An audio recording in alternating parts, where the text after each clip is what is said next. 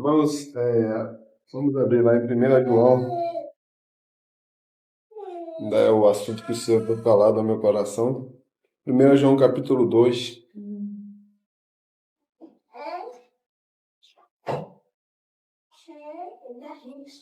De 1 João 2, do 3 ao 6, versos 3 ao 6. 1 João 2, de 3 a 6.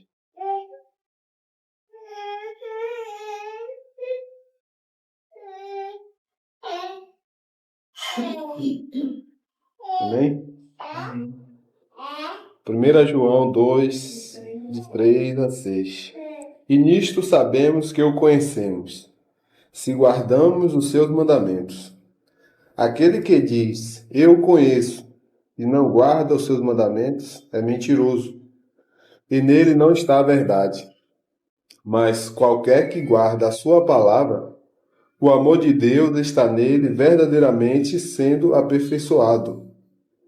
Nisto conhecemos que estamos nele. Aquele que diz que está nele, também deve andar como ele andou. Novamente o 6. Aquele que diz que está nele, também deve andar como ele andou. Ó Senhor Jesus, esta é a tua palavra, Senhor. Sou um com a oração aqui do meu irmão.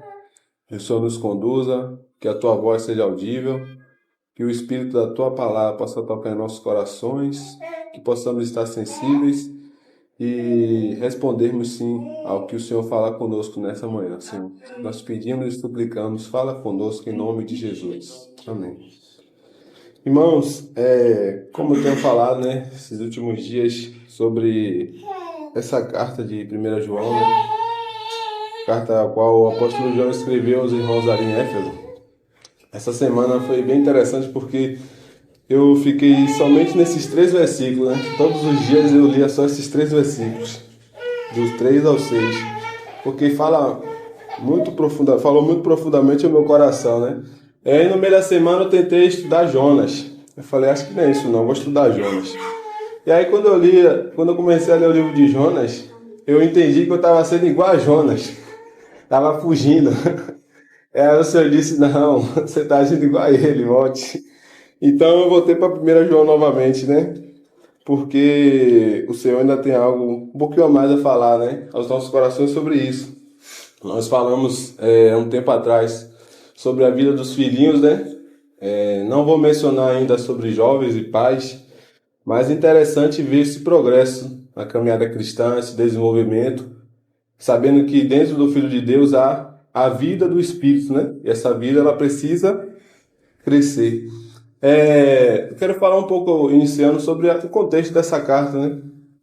Essa carta nós sabemos que foi escrita pelo apóstolo João, aquele que é dito lá em João 13, 23, que reclinou no peito do Senhor Jesus, né? Que privilégio! Nós sabemos que quando a gente vê ali como está Raquel, né? O filhinho sobre os seus braços, né? Sobre o seu peito, é algo que fala de intimidade, né? Então, João, ele era um desses discípulos muito próximo de Jesus. Jesus tinha 12 discípulos, mas sabemos que eles tinham 3 mais próximos e um mais próximo ainda, que era João. Que privilégio desse apóstolo, né? Um discípulo ao qual o texto destaca que era amado. Um discípulo amado. Um discípulo do amor. Esse era o título do apóstolo João, tido como discípulo amado, aquele que reclinou-se sobre o peito do Senhor Jesus e ouviu as batidas do coração do Senhor. Então, João ele teve esse privilégio, irmãos, de estar com o Senhor Jesus e de ser um discípulo ao qual caminhou bem detalhadamente com o Senhor Jesus, né? É aquele discípulo que era a sombra do Senhor Jesus. Onde o Senhor Jesus estava, podia certo dizer que João também estava, né? Então ele pôde aprender muito do Senhor Jesus. Alguém que, quando nós começamos a caminhar com outra pessoa, a partir do momento que passamos a caminhar lado a lado, vamos ver algo parecido um no outro. Porque a vida de um começa a ser transmitida no outro. Então, quando o apóstolo João começou a andar com o Senhor Jesus, a gente vê que as palavras dele nessa carta é muito próxima do que o Senhor Jesus falava. como nós identificamos no tempo passado, sobre filhinhos é um termo que o Senhor Jesus usou para os seus discípulos, ele usou aqui para os seus irmãos ali em Éfeso. A palavra guardar também nós vamos ver que o Senhor Jesus também falou essas palavras, e ele também usou agora para aqueles irmãos em Éfeso. Então, o apóstolo João, de tanto andar com o Senhor Jesus, a sua fala era a mesma do Senhor, porque ele estava muito próximo, ele tinha uma intimidade muito grande. Ele escreveu também o Evangelho, as cartas de 1ª, 2ª e 3ª João e o livro de Apocalipse, né? Ali para os irmãos da Ásia Menor.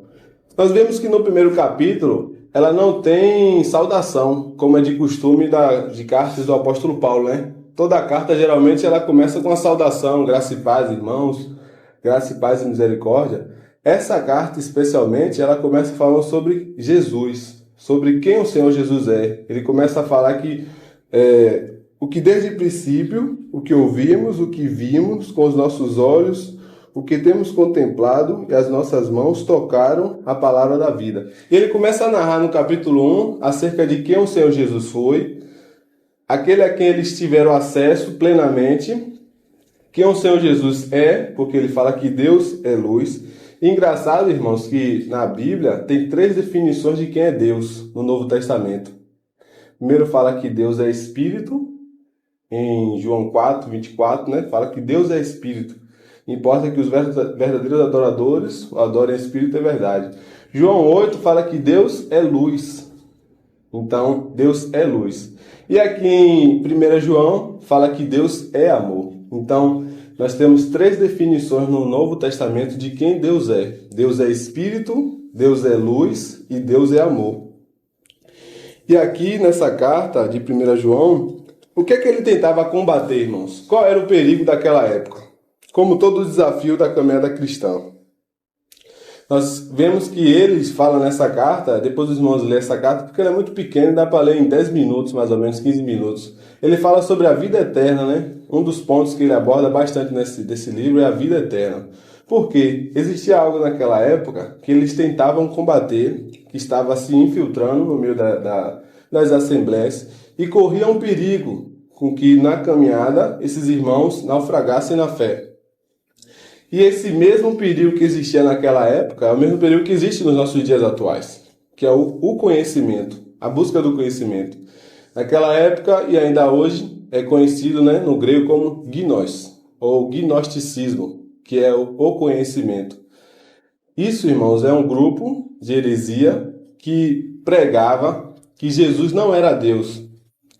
Os gnósticos acreditavam que a matéria, o nosso corpo, é má. Então não podia Jesus, se ele era Deus, ele não podia ser homem, porque eles não acreditam que a matéria seja boa, ou seja, o corpo humano seja bom. Então ele dizia que Jesus era uma pessoa normal, assim como é você.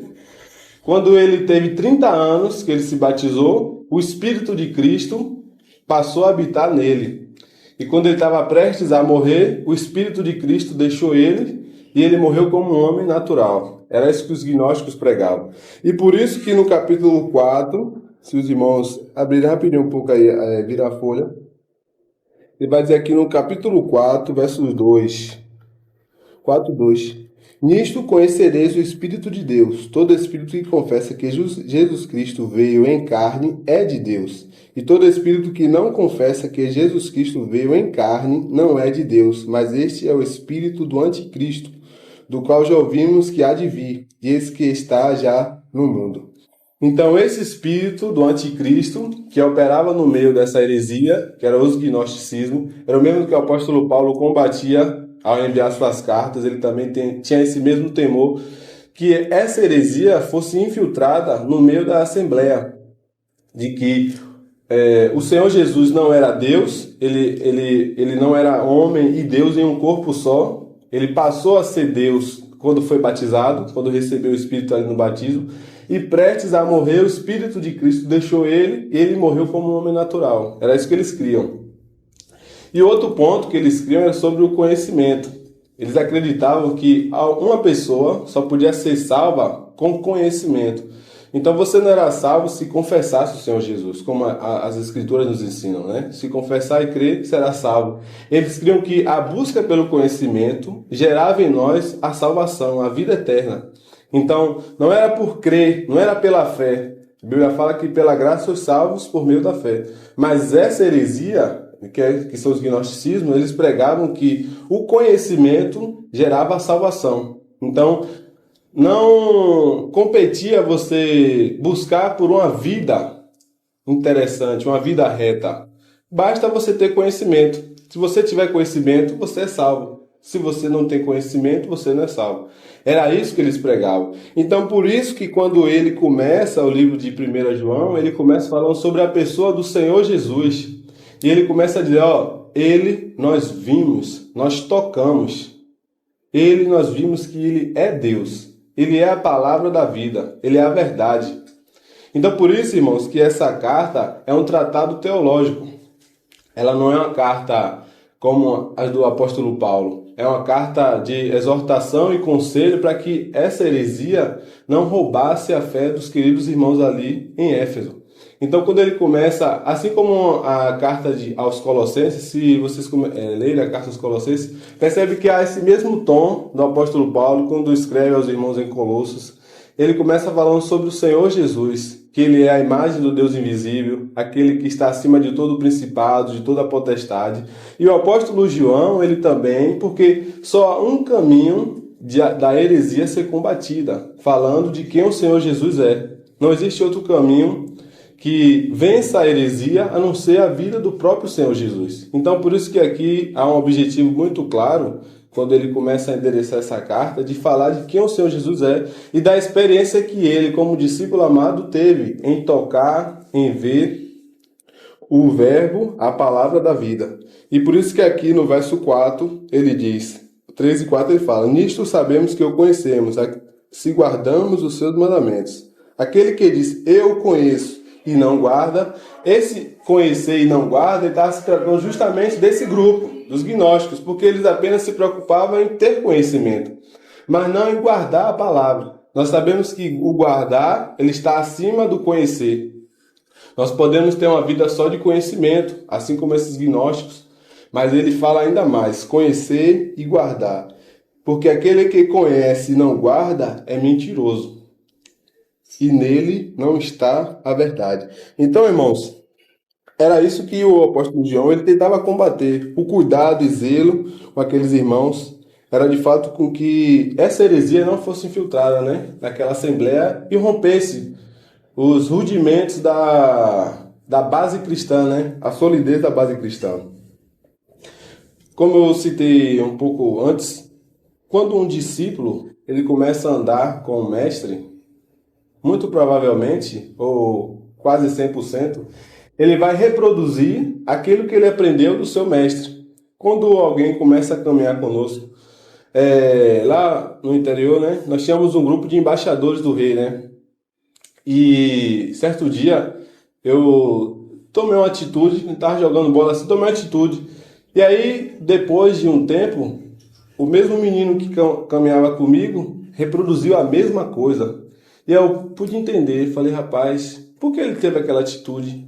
Aí o Senhor me despertou, porque ele está andando com você. Então o que você está fazendo, ele está fazendo.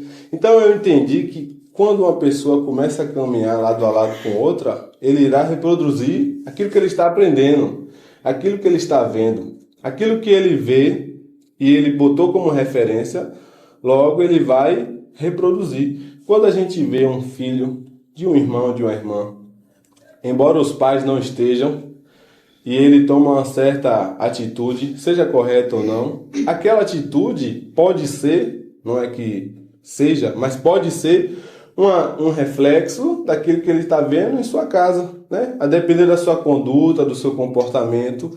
A imagem dos seus pais é uma referência para os seus filhos. Então ele vai reproduzir aquilo que ele está vendo, aquilo que é diário, no seu cotidiano, né?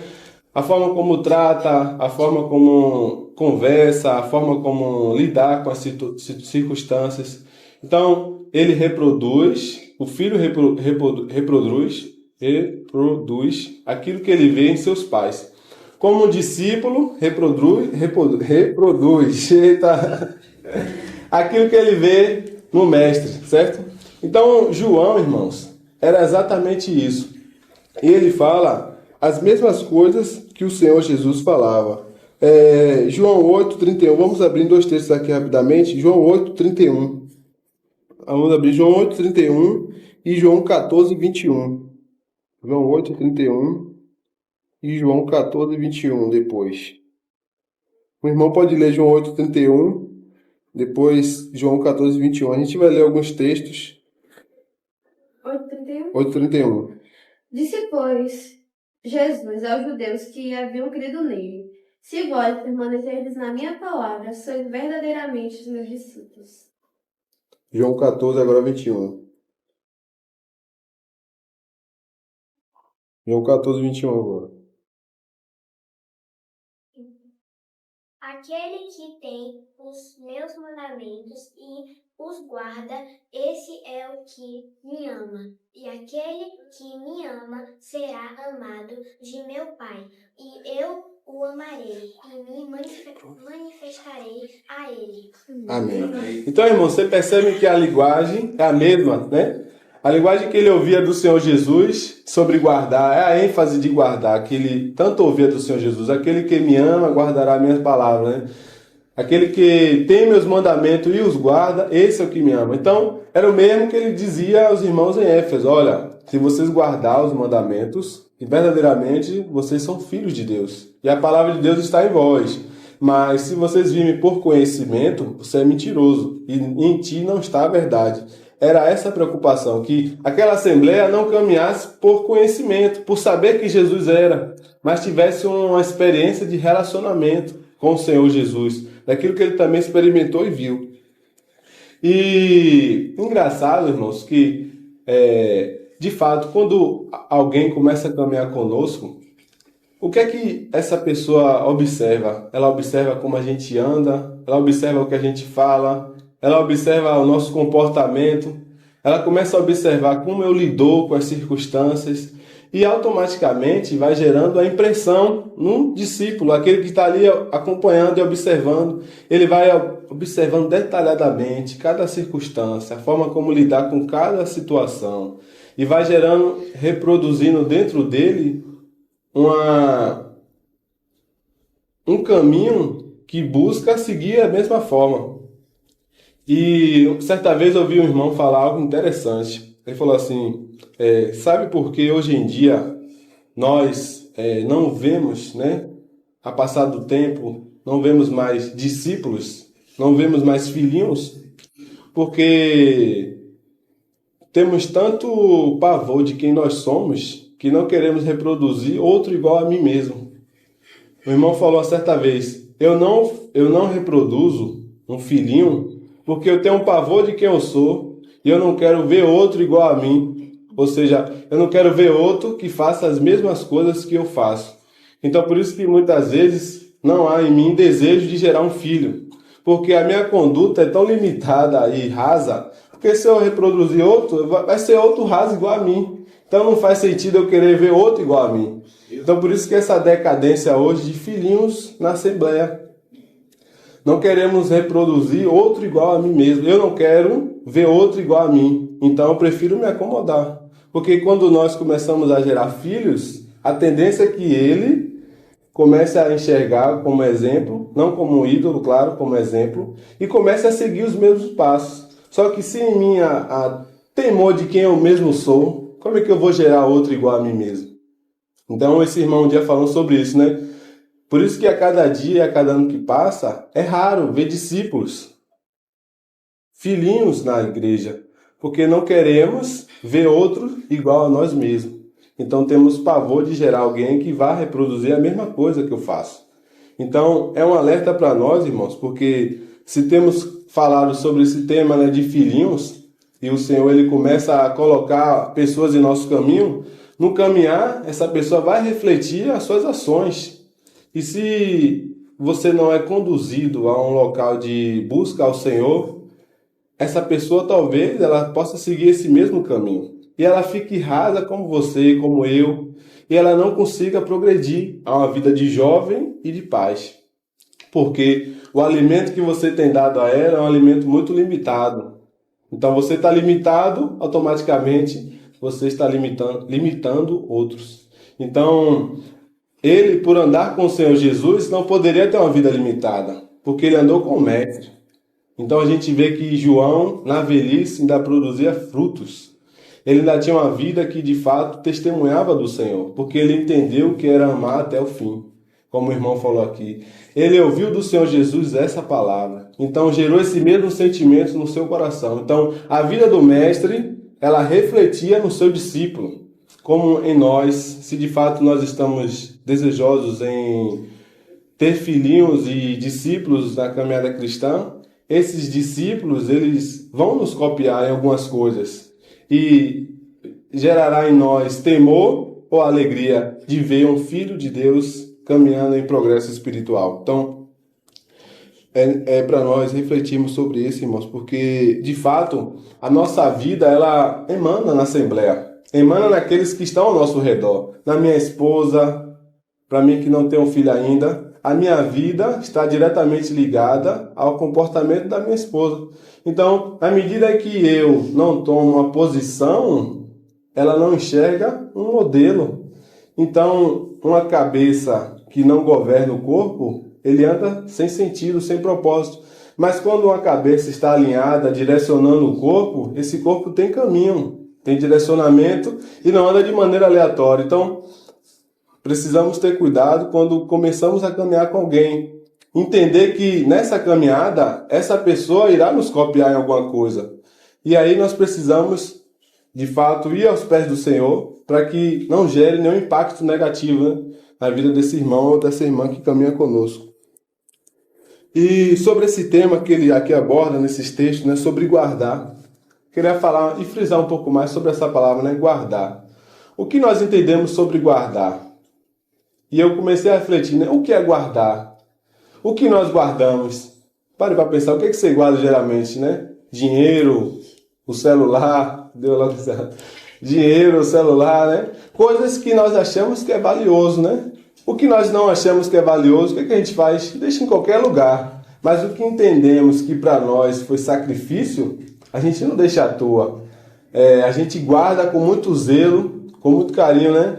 Felipe ontem ganhou uma medalha, então eu lembro que a primeira vez que eu ganhei uma medalha, jogando bola, eu guardei com muito carinho, deixei lá empedurado no quarto, porque foi muito valoroso para mim aquilo ali. Então o que é de valor, nós guardamos com muito carinho, com muito zelo, porque entendemos que aquilo ali gera em nós algo de valor.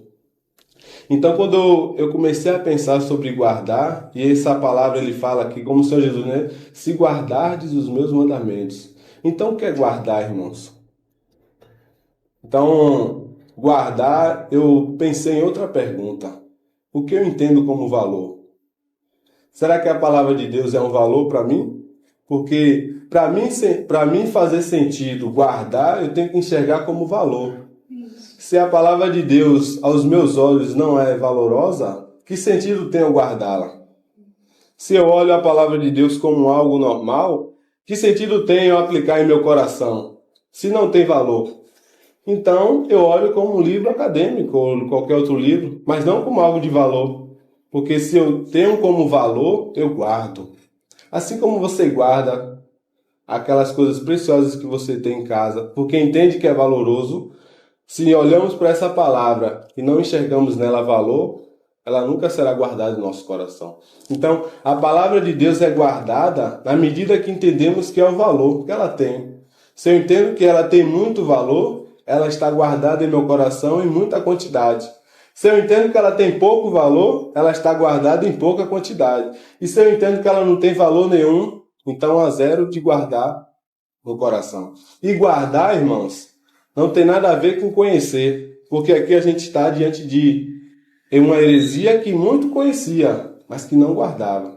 E o apóstolo João falou, se vocês apenas conhecem e não guardam, vocês é mentiroso. Ou seja, se esse conhecimento que vocês têm não gera valor, não é valoroso ao coração diante daquilo que é a palavra de Deus, não tem sentido nenhum isso estar guardado em seu coração.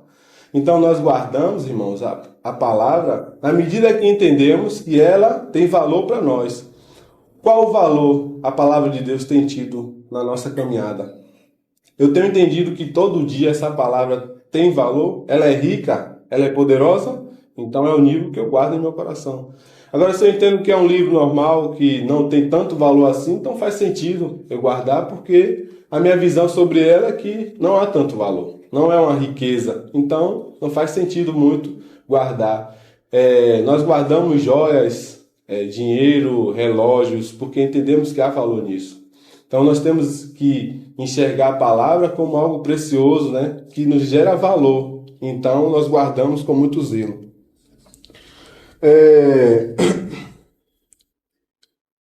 Eu queria agora pontuar cada um desses tópicos que ele falou aqui, né?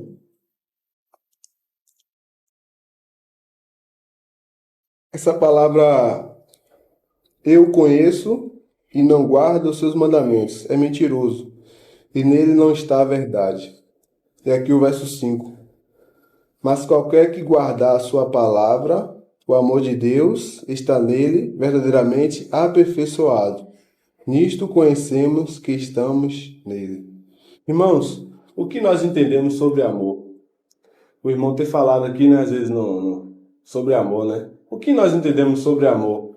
E eu também fiquei pensando muito sobre isso, né? Porque ele fala assim, o amor de Deus está nele verdadeiramente aperfeiçoado. Qualquer que guarda a sua palavra, o amor de Deus está nele verdadeiramente aperfeiçoado. Eu meditando sobre isso, irmãos, o que nós entendemos sobre amor? O que eu entendo como amor? Essa palavra amor aqui, irmãos, é agapau, ou ágape, né? Que é o amor que está lá em João 3,16. Porque Deus amou o mundo. E o mesmo amor que ele diz aqui no verso 15. Não ameis o mundo. Irmão, sobre os filhinhos, e jovens e pais, repare que quando ele fecha esse assunto de filhinhos, jovens e pais, o versículo seguinte é não ameis o mundo. Porque exatamente a nossa condição de progresso, ela está no nível da nossa relação com o mundo. E por isso que ele define aqueles irmãos a não amar o mundo, nem o que no mundo há. Não amar o mundo, nem o que no mundo há. Porque aquele que ama o mundo, o amor do Pai não está nele. E aqui ele diz no verso 5, mas qualquer que guarda a sua palavra, o amor de Deus está nele, verdadeiramente aperfeiçoado. Eu queria ler alguns textos aqui com os irmãos. Provérbios 3, 11 e Hebreus 12, 6. Provérbios 3, 11 e Hebreus 12, 6. Provérbios 3, 11 e Hebreus 12, 6.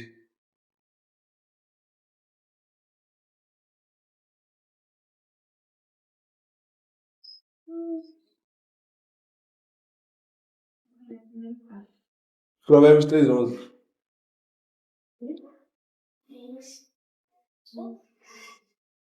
Filho meu, não rejeites a correção do Senhor, nem te enojes da sua repetição. Porque o Senhor corrige a quem ama e açoita todo filho a quem recebe. O Senhor corrige a quem ama e a todo filho açoita todo filho, corrige a todo filho que ama. Irmãos, entendemos que correção é amor? Amém. Não. Sejamos sinceros com nós mesmos. A princípio não. A princípio não.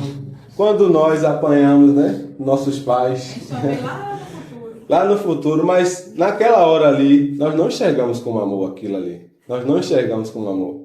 Entendemos que ali é raiva, que é ira, mas o Senhor Jesus, Provérbios 3:11, né, e Hebreus, como os irmãos acabaram de ler, fala que o Senhor Jesus corrige e castiga. A palavra aí é castiga. O Senhor corrige e castiga. Irmãos, castigo é bom?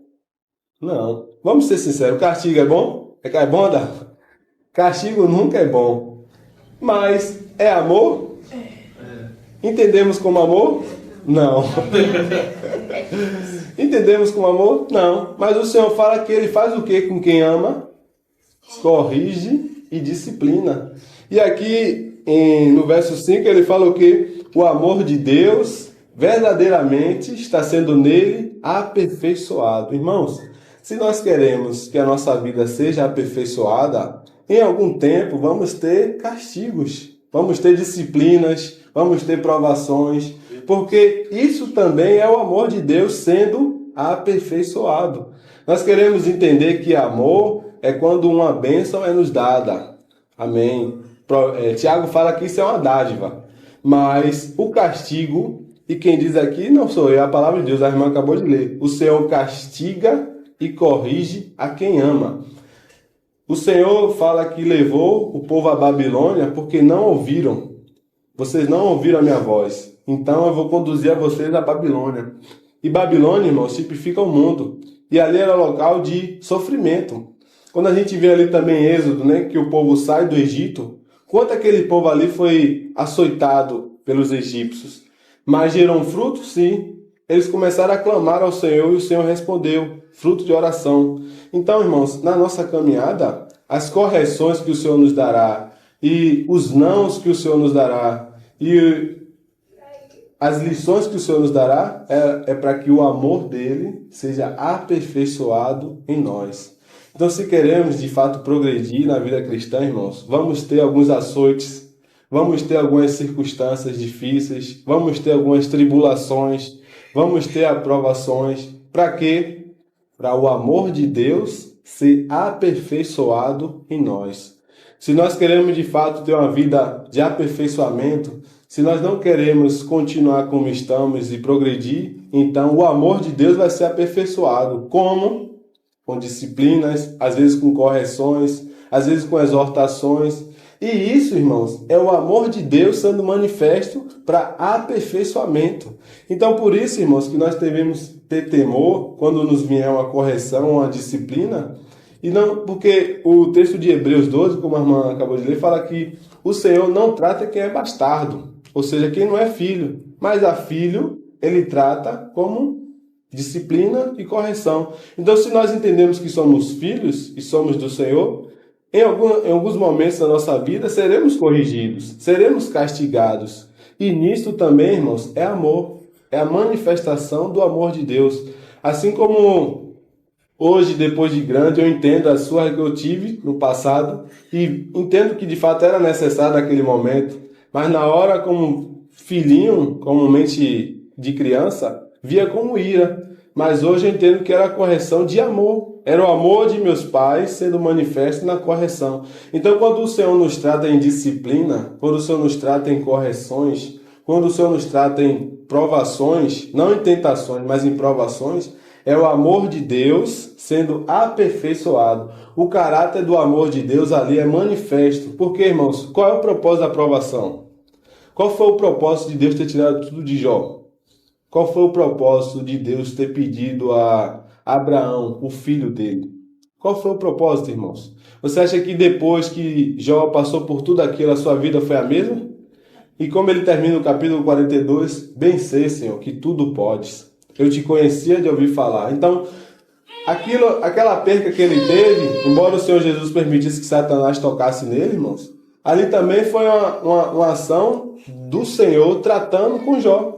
Do Senhor tratando com Abraão e do Senhor tratando com vários outros filhos de Deus. Assim como o Senhor também, nesses dias, tratará os nossos corações para que o amor de Deus seja aperfeiçoado em nós. Irmãos, esse amor precisa ser aperfeiçoado em nós. Amém. Nós entendemos que aqui em João ele fala que Deus é amor. Então, por ele ser amor, ele quer aperfeiçoar o seu caráter de amor em nós.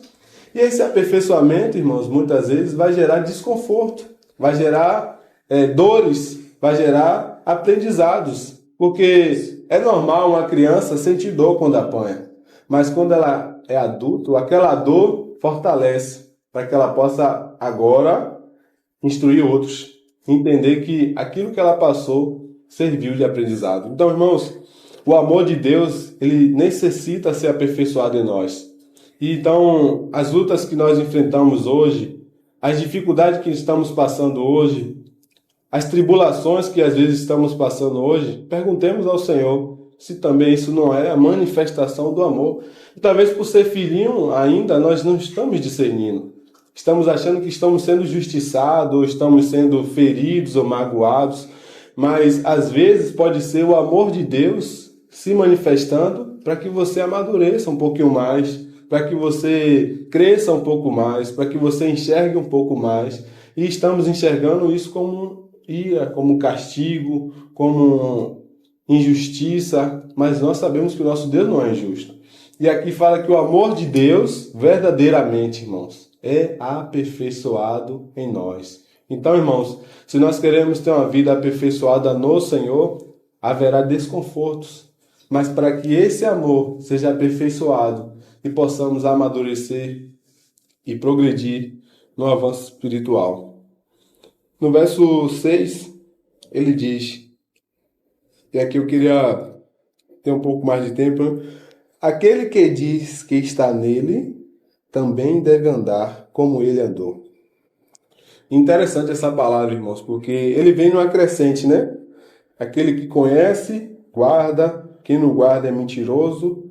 Depois ele fala que o amor de Deus vai sendo aperfeiçoado. E no final, né, no verso 6 aqui desse texto que lemos, ele diz, aquele que diz que está nele, também deve andar como ele andou. Irmãos, que forte essa palavra, assim. Eu confesso que esse versículo aqui, ele tem penetrado em meu coração como uma flecha. Aquele que diz que está nele, também deve andar como ele andou. Irmãos, todos nós confessamos a verdade, né? Todos nós aceitamos o Senhor um dia e reconhecemos que Ele é o nosso Senhor. Então nós professamos que somos do Senhor. Mas a primeira pergunta aqui que eu me fiz foi: o meu andar, a minha caminhada, ela de fato tem sido como o Senhor andou? E eu queria gastar um pouco mais de tempo sobre isso. Vamos abrir lá em Gênesis 6. Quando fala sobre andar, o primeiro personagem que vem na minha mente é sobre a vida de Enoque. Enoque significa dedicado, alguém consagrado ao Senhor. Gênesis 6, 22. Não, Gênesis 5, perdão. Gênesis 5, 22. E andou Enoque com Deus, depois que gerou a Matusalém 300 anos, gerou filhos e filhas. E foram todos os dias de Enoque 365 anos. E andou Enoque com Deus, e não se viu mais, porquanto Deus para si o tomou. Irmãos, que experiência extraordinária, né? O nome Enoque significa dedicado, né? Consagrado ao Senhor. E a Bíblia fala que Enoque, depois que teve filhos, irmãos, quantos empecilhos nós às vezes colocamos, né? Para não andar como o Senhor. Enoque, depois que teve filhos e filhas, decidiu andar com o Senhor. E às vezes, irmãos, na nossa caminhada, parece que criamos empecilhos para que nós não tenhamos essa experiência de andar com o Senhor. Às vezes nós queremos achar que os filhos é um empecilho, o nosso trabalho é um empecilho, as circunstâncias é um empecilho, mas aqui está um homem que teve filhos e filhas. Às vezes, com 2 filhos, você esteja achando que é uma dificuldade, ele teve mais de 3 filhos, filhos e filhas. E a Bíblia fala que ainda assim Enoque andou com o Senhor. E no verso 24 fala que ele andou de tal modo que o Senhor disse, cara, não faz mais sentido você estar aí, vem para cá logo. Ou seja, as circunstâncias não tomou seu coração. Faz mais sentido você vir para cá do que ficar aí. Irmãos, o que é arrebatamento, irmãos? É Deus tomar para si os que andam com Ele. Se para nós não faz sentido andar com o Senhor, então por que o Senhor irá nos arrebatar? Então a gente vê que o Senhor arrebatou Enoque porque andava com o Senhor. E engraçado porque esses dias tenho tido a experiência de caminhar, né? Eu e minha esposa tem feito umas caminhadas. E o Senhor me fez refletir sobre isso essa semana, né? Irmãos, quando você começa a caminhar, o que é que muda em seu corpo? O que é que começa a acelerar em seu corpo? O coração. Quando você está caminhando com alguém e vocês estão no mesmo ritmo, a batida do coração de um é a mesma batida do coração do outro, porque o ritmo é o mesmo. Se um caminhar primeiro e o outro estiver mais lento, então a caminhada desse A batida do coração desse terá mais intensa que esse que ficou devagar. Mas se ambos estão caminhando juntos, as batidas do coração estão na mesma intensidade. Irmãos, então o Senhor me fez entender que andar com o Senhor é ter um coração que corresponde às mesmas batidas do coração do Senhor. Amém. Se o nosso coração, irmãos, não está correspondendo às batidas do coração do Mestre, João, ao escrever essa carta, em falar as mesmas coisas, é porque o coração dele, ao reclinar ao peito do Senhor Jesus, entendeu as batidas do seu coração. Então a sua vida pulsava na mesma direção que a do Senhor. Se as batidas do nosso coração, irmãos, espiritualmente, não está na mesma intensidade que as batidas do coração do Senhor, nós não iremos experimentar uma vida aperfeiçoada. Então, em tempo todo, ficaremos como filhinhos. Aqueles que têm um coração calmo, tranquilo. Mas os jovens e pais são aqueles que têm uma vida mais ativa. Ou seja, as caminhadas do jovem e pais é mais intensa. Então, a sua batida de coração é mais forte, pulsa mais forte. E ela corresponde mais branda às batidas do coração do Senhor. Foi isso que Enoque entendeu, irmãos. Enoque entendeu uma necessidade do Senhor naquele tempo. Então seu coração começou a corresponder à mesma batida do coração do Mestre. E quando a gente lê Apocalipse, fala que o Espírito e a noiva dizem vem. Irmãos, o Espírito ele precisa clamar juntamente com a noiva. Então o coração do Espírito precisa ser aspergido com o mesmo coração da igreja. E as batidas precisam ser unânimes. Então o Senhor virá e nos arrebatará. Então, irmãos, o nosso coração ele precisa estar com a mesma batida que o coração do nosso Senhor, para que a gente possa caminhar com Ele e viver experiências extraordinárias. Então, irmãos, quando a gente vê a vida de Enoque, é exatamente sobre isso. E depois, se você virar a sua página, capítulo 6, vire uma página da sua Bíblia. 6:9. Estas são as gerações de Noé. Noé era varão justo e reto em suas gerações. Noé andava com Deus. Irmãos, Enoque era bisavô de Noé. Enoque foi bisavô de Noé, ou seja, Noé é da mesma linhagem de Enoque. Então, a vida de Enoque reproduziu alguém igual a ele. Enoque andou com Deus, depois o seu bisneto andou com Deus também. Amém. Então, você percebe que quando a gente começa a caminhar com o Senhor, vamos reproduzir filhos. Enoque, ao decidir andar com o Senhor, reproduziu alguém igual a ele, Noé, que também decidiu andar com o Senhor, em obedecer ao Senhor e aos seus mandamentos. Então, se nós, irmãos, queremos progredir e gerar filhinhos, o segredo é andar com o Senhor. Amém. Como foi Enoque? Enoque andou com o Senhor, logo depois Noé também decidiu andar com o Senhor. Então, se nós queremos que a nossa esposa, os nossos filhos andem com o Senhor, então eu tenho que andar com o Senhor. Se eu quero que a minha esposa ande com o Senhor, eu tenho que andar com o Senhor. E essa vida em andar com o Senhor vai reproduzir nela o mesmo sentimento de também querer andar com o Senhor. Então talvez, irmão, seja essa causa de as coisas não estarem tão certinhas como nós queremos. Porque talvez nem nós mesmos estejamos tão certinhos. E queremos que os nossos estejam certinhos. Mas analisarmos se de fato em nós estamos andando com o Senhor. Porque iremos reproduzir exatamente a mesma coisa do que está fluindo em nós. Então, algo extraordinário é esse exemplo de Noé e de Enoque. E, para retornarmos lá para 1 João, queria só falar sobre 4 pontos e encerrarmos, se tivermos tempo ainda. 4 pontos rapidamente sobre como enxergar ou como viver, né? Como enxergar alguém que anda com o Senhor? Ou como viver como alguém que anda com o Senhor? Eu separei 4 pontos aqui e falar rapidamente aqui para encerrarmos. Primeiro ponto, irmãos, é Colossenses 3,16, né? Fala, habite ricamente a palavra de Deus em vós. João 17,17 fala, santifica-os na verdade. A tua palavra é a verdade. Salmo 1 fala, Salmo 119,1 fala, Bem-aventurados que guardam os seus mandamentos. Salmo 119, 105 fala, lâmpada para os meus pés. Irmãos, uma lâmpada sem luz, presta para quê? Não é nada. Então a gente só compra uma lâmpada porque sabe que nela tem o quê? Luz. Se os nossos pés não estão sobre a luz do Senhor, o que vai andar? O que vai adiantar a nossa caminhada se está em trevas? Então a luz, a palavra, precisa estar acompanhada na luz do Senhor. E então os nossos caminhos estarão em luz. Nós não iremos nos embaraçar na caminhada, porque a luz está sobre nós. Então, o primeiro ponto é a meditação na palavra. Se nós queremos andar com o Senhor, né? Uma vida de meditação na palavra. Segundo ponto, um relacionamento na oração. Queria que os irmãos abrissem rapidamente em Marcos 1:35, porque fala sobre andar como o Senhor Jesus andou, né? Então, vamos ver aqui como o Senhor Jesus andou. Marcos 1:35.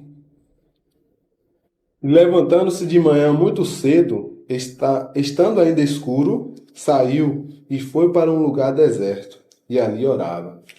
Irmãos, o Senhor Jesus, depois os irmãos leram esse livro, o capítulo 1 de Marcos. Veja, irmãos, que o Senhor Jesus, ele foi batizado, depois curou um cego, depois curou a sogra de Pedro, e a Bíblia fala que no entardecer do dia, a cidade toda trouxe vários enfermos e doentes, e ele curou todo mundo. Ele curou todo mundo até o anoitecer. E no outro dia, ele já estava cedo levantando para orar. Porque o livro de Marcos é o servo, né? O servo perfeito. Então o Senhor Jesus, ele tinha um relacionamento, irmãos, de oração. E às vezes na nossa caminhada cristã, irmãos, nós precisamos ter esse relacionamento de oração. Eu sei que é importante a gente falar nas reuniões para orarmos uns pelos outros, e isso é muito importante. Mas nós precisamos ter a nossa experiência individual com o Senhor. Precisamos ter frutos de relacionamento com o Senhor. Eu queria só dar um exemplo de um testemunho que eu tive uma vez. Às vezes nós achamos que oração é 2 horas, 3 horas, mas coisas simples, irmãos, do dia a dia, às vezes nos gera tanta experiência que nos marca profundamente o resto da vida. Eu cursava, né? Eu morava no interior, então eu cursava em Lauro de Freitas, no Senai, né? Então eu fiquei 2 anos, todos os finais de semana, saindo de Maravilha de Pinho para Lauro de Freitas. Eu ia sexta, voltava sábado, né? Era que minha tia e voltava. Então foi 2 anos fazendo isso aí. Sábado e domingo eu ia e voltava, né? E aí certa vez, na igreja, ia ter uma campanha para abençoar os missionários. A campanha era no mínimo R$30, né? A oferta que a gente colocou ali para abençoar os missionários era um grupo de missionários que a gente amava, tinha muito compaixão por esses irmãos, então a gente botou ali um valor mínimo de R$30, né? E aí em um desses esse final de semana, eu fui pro curso, voltei. Aí quando eu tô no ferry, eu tava lá em cima, né? Aí eu lembrei disso, falei, Senhor, comecei a orar ao Senhor, falei, Senhor, eu só tenho R$30, Senhor. Eu preciso pegar o ônibus, e era exatamente os R$30, né? Que eu ia pegar o ônibus, depois ia pegar um carro, era exatamente os R$30. Eu falei, Senhor, eu só tenho esses R$30. Eu tenho um coração que deseja ofertar, Senhor. Eu não sei como, mas o Senhor pode. E aí eu orei ao Senhor, e estava lá em cima no ferry, né? E aí o ferry já ia encostar.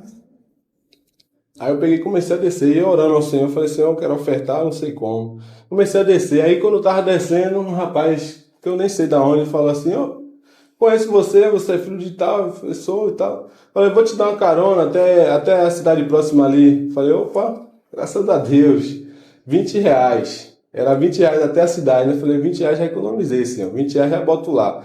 Aí quando eu desci no ponto na cidade, que eu tava lá, passou outro cara conhecido, vai pra lá, pra Maravilha de Pinho? Eu falei, vou, então venha que eu te dou uma carona. Então os R$30 que eu ia usar para pagar a passagem, o Senhor colocou 2 pessoas e eu não paguei. Aí quando foi domingo, eu cheguei e falei, Senhor, aqui está a minha oferta. Então, irmãos, às vezes nós precisamos de relacionamento no dia a dia. É oração, irmãos. Obrigado. Não esperamos segunda-feira para ter uma experiência, mas nossa casa, circunstâncias que às vezes nós esperamos tanto, mas o Senhor quer ver de nós uma resposta no nosso coração, de um fruto de uma experiência. Experiência que nos marca, irmãos, que talvez ao falar seja coisa simples, mas para mim foi de muita valia e fortaleceu a minha fé. Então, na caminhada, irmãos, nós precisamos ter esses relacionamentos de oração com o Senhor, uma vida prática de oração, decisão, qualquer decisão que formos tomar, como o Senhor Jesus orou: Pai, seja feita a tua vontade. Irmãos, para hoje aqui estar em Camaçari foi a vontade do Senhor, não há dúvida em meu coração. E essa era a minha oração. Então, quando o Senhor de fato manifesta a vontade dele, todas as coisas cooperam. Embora o Senhor não prometeu nada, mas ele me disse que era para vir. Então, às vezes, irmãos, as nossas decisões, elas precisam ser tomadas com oração. E isso vai fortalecer a nossa fé. Vai nos dar estratégia para vencermos desafios. Experiências, irmãos, que às vezes nós podemos contar e nos fortificar em oração. Aleluia. Então, irmãos, a importância de alguém que quer andar com o Senhor é ter essa vida de relacionamento em oração. Como cristãos, irmãos, nós precisamos orar. A oração, ela é fundamental na vida de um cristão. Uma vez eu perguntei, ao irmão que eu caminhei bastante, falei assim: o que é mais importante? Eu ficava nessa dúvida, oração e palavra, um dos dois, vou dar prioridade num dos dois. E às vezes eu perguntei, o que é mais importante? A oração ou a palavra? Aí ele falou assim, você já viu um pássaro? O que é mais importante, a asa direita ou a asa esquerda? Eu falei, nenhuma nem outra, tá pronto. É exatamente assim. Como um pássaro, você precisa dos dois, tanto da oração como da palavra. E quando a gente começa a debruçar nos dois, a gente entende que a vida da oração vai nos conduzir a uma vida na palavra. Então, de fato, irmãos, uma vida na palavra é uma vida também de oração. O terceiro ponto é uma vida na comunhão. É o que fala em Atos 2,44, E todos que criam estavam juntos. Irmãos, não devemos deixar de congregar. Se há um ponto positivo, que nós devemos não abrir mão disso, é reunir, é estar reunido, irmãos. Irmãos, quantas bênçãos. Salmo 133 fala o quê? Quão bom e quão suave que os irmãos vivam a união, como óleo que desce. E o verso 3 termina como: ali o Senhor ordena onde? A bênção. Irmãos, a bênção em nossas vidas que vai ser nos concedida na reunião. Vai ter vitórias em nossas vidas que vamos conquistar na reunião, Quantos testemunhos a irmã Raquel já colocou no grupo? De fruto da reunião. Então, se às vezes ficarmos em casa, irmãos, não vamos ver testemunho, milagres do Senhor em nossas vidas, porque estamos em casa. Então, a vida da comunhão, irmãos, a vida da unidade, ela gera testemunho, milagres, respostas de oração. Irmãos que podem nos aconselhar em coisas que estamos duvidosos na caminhada. Então, é importante, irmãos, na caminhada, termos uma vida ativa em comunhão. E o quarto é um relacionamento de testemunho na família. Logo o seu irmão falou, como é difícil testemunhar na família, E de fato é um dos campos missionários mais difíceis de todo cristão, é a família. Testemunhar na família. E o Senhor Jesus, quando estava prestes a morrer, Lucas 19, fala o quê?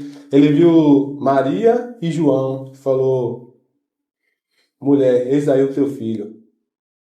E disse a ele: eis aí a tua mãe. Então ele confiou naquele momento a sua mãe e ao seu irmão João.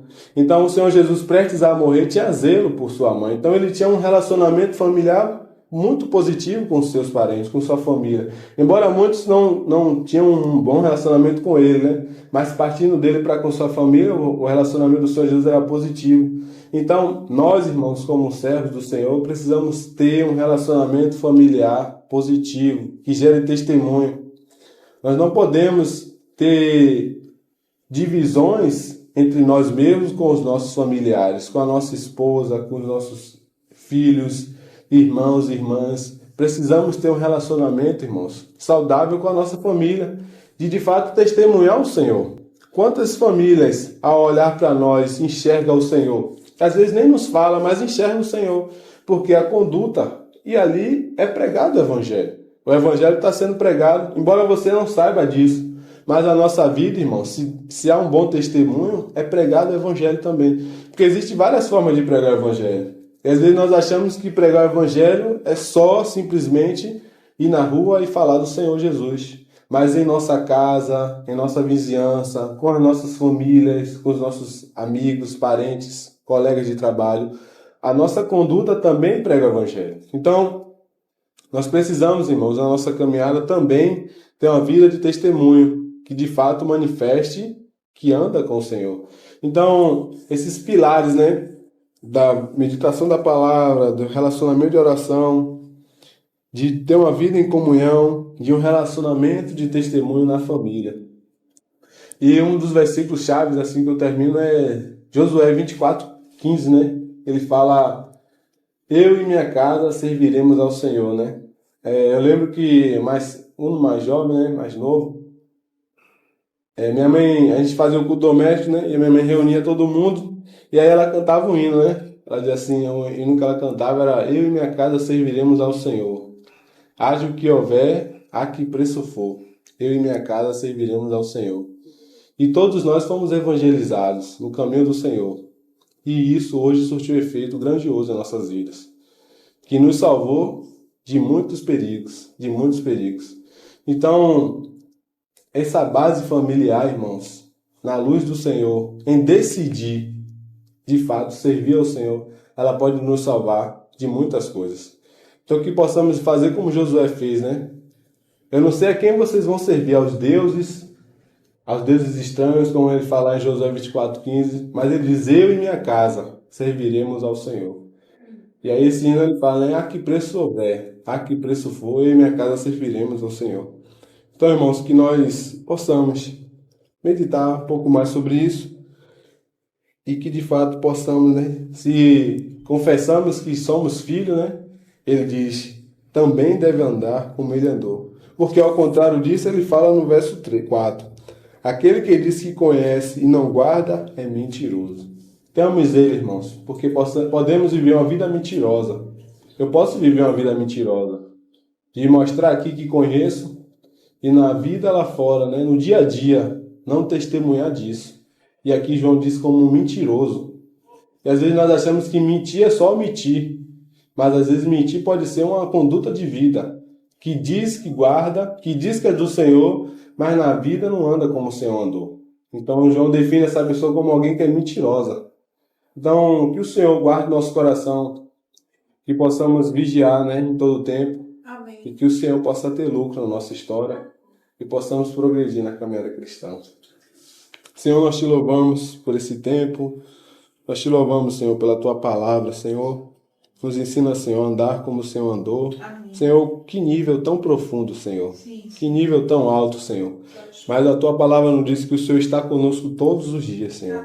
Então, o que nos conforta, Senhor, é saber que não estamos só. Amém. Embora o Senhor tenha nos dito que era para andar como o Senhor andou, o teu Espírito está em nós, Senhor, querendo nos conduzir para que a batida do nosso coração corresponda, Senhor, às batidas do teu coração, Senhor. Amém. E de fato possamos viver como o Senhor andou, Pai. Tenhamos um relacionamento contigo Sim. e uma vida de prática, ó Pai, não de conhecimento, Senhor. Nos guarda desse perigo, Senhor, porque a tua palavra define como alguém que é mentiroso. Sim. Que nós não sejamos, Senhor, Verdade. como uma vida de prática mentirosa, Senhor, achando que mentir é só omitir, mas na verdade podemos também, por não vigiar, ó Deus, ter uma vida na mentira, Senhor. Guarda o nosso coração, Senhor, que de fato possamos guardar a tua palavra, que os teus mandamentos possam fluir em nós, Senhor, e a tua vida fluir entre nós. Te louvamos, Senhor, e te agradecemos, porque até aqui nos ajudou o Senhor, Pai. Nos conduz a ti e nos guarda nesse dia em nome de Jesus. Amém.